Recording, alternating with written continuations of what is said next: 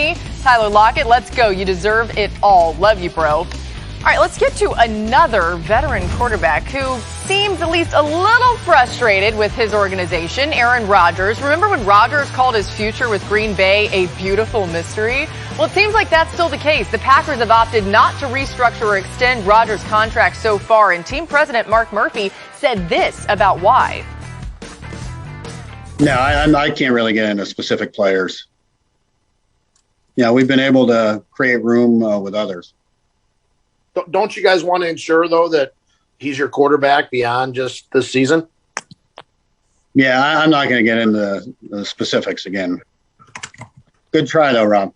Okay. That's Rob Domofsky, by the way, our NFL Nation Packers reporter. The old good try, Good Rob. try, Rob. I love it. We love Rob. Shot, bub. Shout out. Okay, Graz, these comments, or really lack thereof, is there something in this that's a big deal? There is. I mean, first of all, Mark Murphy can talk about specific players if he wants. There's nothing prohibiting that.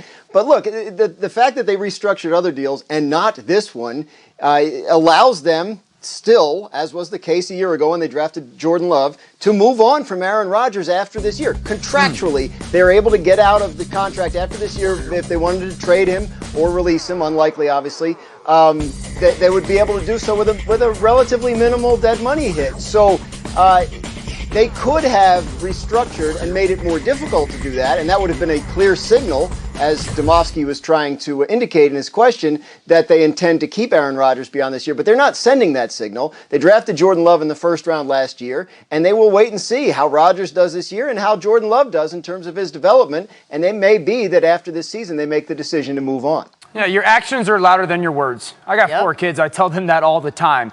We will know 30 days from today exactly what the Green Bay Packers' thoughts are when it comes to Aaron Rodgers long term. That's the first night of the draft, okay? Because what you've done recently when it comes to your draft picks does not tell me that you think Aaron Rodgers is going to be there long term. Does not tell me that you think Rodgers is going to be a part of our organization for more than 1 year. You know why? Not a single wide receiver.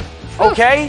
And we know last year you chose the future. So I'm going to know 30 days from today exactly what the Green Bay Packers front office views Aaron Rodgers' future in Green Bay. Because if they don't take a wide receiver, or if they don't move up and make a selection of an impactful front seven player, you're telling me everything I need to know. You could say it as much as you want. You're telling me, we're going to start building for the future, and this isn't our all-in year. Now, if you do that, if you go up and get a Rashad Bateman, or if you go up and get a impactful front seven guy, then I think a little bit differently when it comes to Rodgers.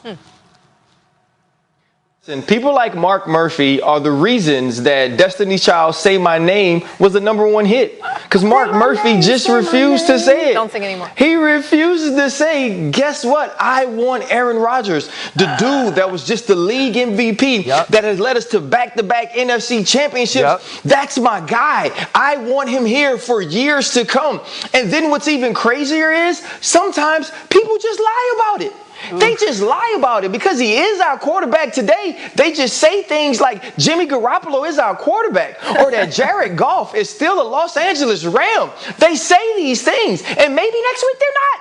And it's okay, but Mark Murphy won't even do that. So that tells me is that Aaron Rodgers is not necessarily 100% a part of the plan going forward. What the drafting of Jordan Love says is Aaron Rodgers is not necessarily 100% a part of the plan going forward. And the Dans are correct. Your actions are louder than your words. And the other Dan is correct when he says Jordan Love's progression and Aaron Rodgers' play matters this year. If we watch Jordan Love in practice and we see, you know what, he could be the guy. Aaron doesn't play at an MVP level. Maybe we make the change. I'll say this. One of my best friends was the DB coach in Green Bay when Aaron Rodgers was the scout team quarterback. And all he would ever talk about was how good Aaron Rodgers was, how great he could throw the ball. And because they saw that, they knew it was okay to let Brett Favre go. What Jordan Love does matters. Important to note because they didn't see a lot out of Jordan Love last year. Rough year, no offseason program, no preseason games in which he would have played if there had been some. And when I was told from people in that building, Aaron Rodgers took literally every first-team practice snap all year long. So that left Jordan Love splitting second and third team snaps with Tim Boyle, who was the backup quarterback. So this is an important year for Jordan Love to show more as he's elevated to that backup role. Ideally, for his sake, there are preseason games and he can show something in and they can have a little better read on him to help them make this decision, as they appear to want to go year to year at this point with Aaron Rodgers. Yeah, Graz, point of clarification, you are not the other Dan, you are Dan Graziano. And also, this might put it over the edge, guys. Aaron Rodgers will be hosting Jeopardy for 2 weeks, starting Monday, April 5th, continuing through the week of Monday, April 12th. So maybe that's just what this front office needs to see to go ahead and get that extension done. Hey, for the 42nd straight year, the NFL Draft is on ESPN. It's also on the NFL Network, and the Game Day crew will be on ABC again this year, covering it from the college perspective. It all comes to you Thursday, April 29th through May 1st, with all 3 days on ESPN Deportes, ESPN Radio, and the ESPN app. Every week on NFL Live, as part of Women's History Month, we've recognized some of the women making their impact around the league. And today we bring that close to home. We want to introduce the viewers to all the amazing women who have a hand in making this show on a daily basis, both in front of and behind the camera. I am honored to call them teammates. Great matchup nightmare. Matchup nightmare. I see Mike Evans meets Darren Waller. Jackpot, baby! He is the total package. This is LeBron playing football. There may not be a more exciting player in the NFL draft. Kyle Pitts, front and center at Florida's Pro Day this afternoon, and Jeremy Fowler in Gainesville for the workouts. Jeremy, did Pitts hurt his stock at all with his performance today? Laura, greetings from a place you're very familiar with, Gainesville, Florida, where tight end Kyle Pitts was doing some freaky things on this field. A lot of scouts and execs I spoke to before today considered Pitts maybe the best overall player in this entire draft. He did not disappoint. He told me he got his weight up closer to 250 pounds and still wanted to show he could run in the 4.4s and the 40, catch passes all over the place, so that's a job well done. And Atlanta Falcons coach Arthur Smith, whose team picks 4th overall, was chatting up Pitts for a few minutes after the event. That's a good sign. Cincinnati Bengals head coach Zach Taylor, who picks 5th. Miami Dolphins coach Brian Flores, who picks 6th. They were both here to see Pitts as well.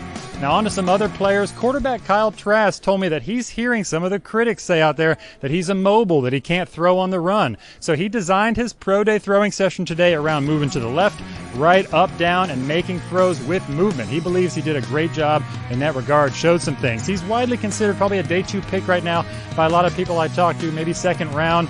I'm hearing some buzz here that the New Orleans Saints like his game a great deal, so maybe that will lead to something.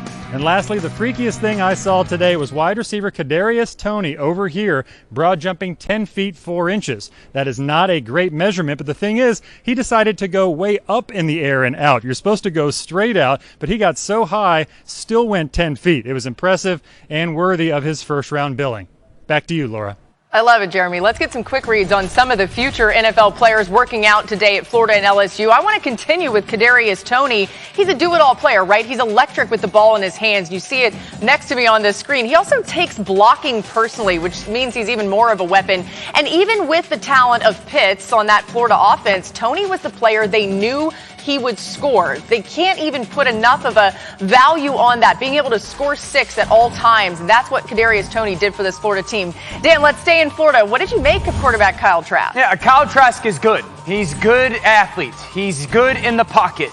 He's good with his arm strength, and he's good with his accuracy. The question for teams are going to be, or is, can you get him to be great at something? Can you get one of those traits to elevate and develop and go be great at something? If not, he's where he belongs as a 2nd or 3rd round draft pick in a developmental quarterback position. LSU showcased a couple wide receivers at their pro day today. Matt Miller, what do you think of Chase and Marshall?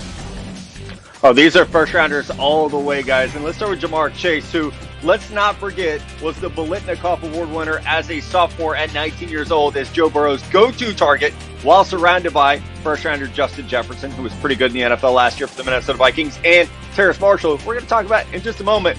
Jamar Chase is the unquestioned #1 receiver in this class. We don't need to overthink it. And oh yeah, there's Terrace Marshall, who today also ran a mere 4.38 at 6'3", 210 pounds. LSU is now wide receiver, you guys. Marshall is a perfect fit. Late round 1, you think about the Baltimore Ravens, the Buffalo Bills maybe, the Green Bay Packers if they finally draft a receiver in the first round. A lot of teams late round 1 who